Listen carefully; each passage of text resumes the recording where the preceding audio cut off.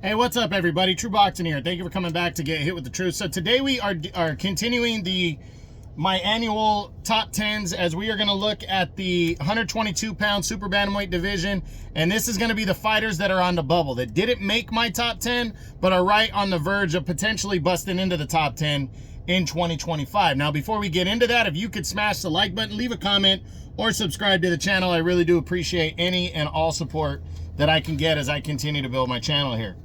So we're going to start with, we got basically what I do with fighters on the bubble is either the fighter has a big name and is close to potentially landing something big maybe, or they are ranked in the top 5 of any of the governing bodies at 122 or any division. So we're going to start with the first fighter is Ramon Cardenas. This guy is the WBA's number 2 ranked contender right now. He's 25-1, 14 knockouts. This guy went 2-0 with 2 stoppages in 2024. February 8th, he's returning to take on a fellow undefeated Brian Acosta. So this is a big one for Cardenas, as he is trying to move up the ladder and become, and get a title shot. And he's knocking on the door right now. He really is. At number 2, I actually think it's a risk to take on an undefeated fighter, but he's doing it. But at number 2, he's knocking on a door, potentially fighting for the title, as the WBA seems to could be the division that anyway gets stripped of the title, because he's refused to fight MJ Marajan Akhmadaliev.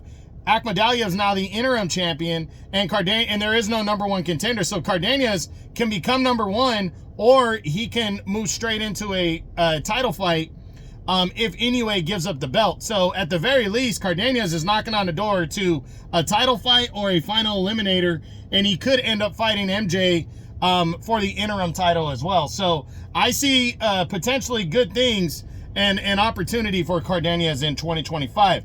Then you got Filipino Carl James Martin, who is the WBO's number 2 contender right now. This guy is trying to move up the ladder. He's 25-0, 20 knockouts, trying to move up and get into title contention. At 122, that's not easy, because Naoya Inoue is the undisputed champ, so he rules over, and he's actually making a mandatory defense against his WBO challenger, Sam Goodman, in his next fight. So Carl James Martin would have to likely wait for the title shot in the WBO, but he's got to earn it first.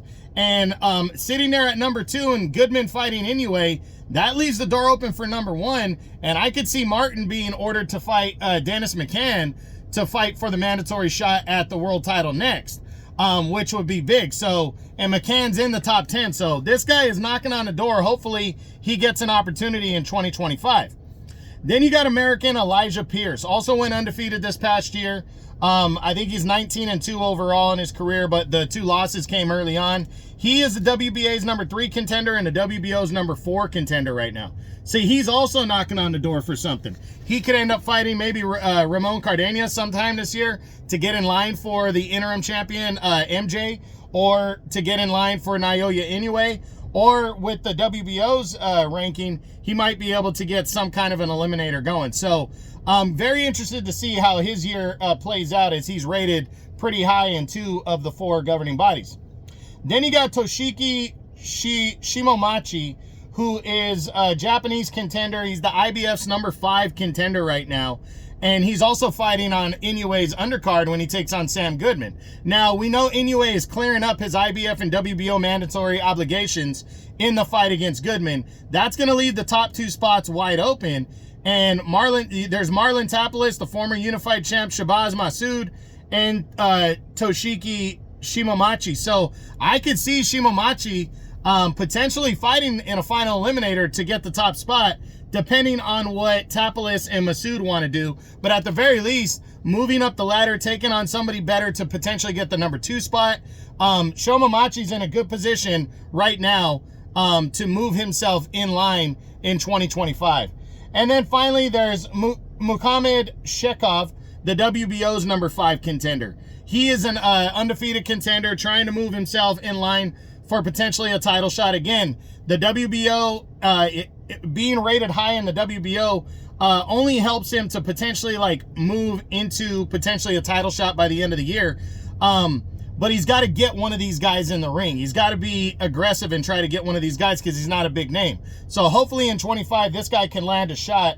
And that's it. That's what I got. That's the 5 guys that are sitting on the bubble that are ranked in the top 5 of the governing bodies and did not make my top 10. Hopefully they get opportunities to move up the ladder at 122 with Naoya Inoue potentially at the end of the year. If he gets the fight with Junto Nakatani that he wants, and clears up, continues to clear out 122, he is potentially going to be moving up to featherweight after that. And then a lot of doors are going to be open for some of these guys if they knock them down right now. So we'll see what happens, but that's it. That's what I got. That's my annual top 10s, True Boxing top 10s.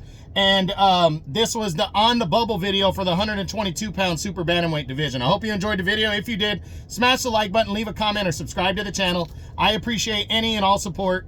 This is True Boxing, and you've been hit with the truth.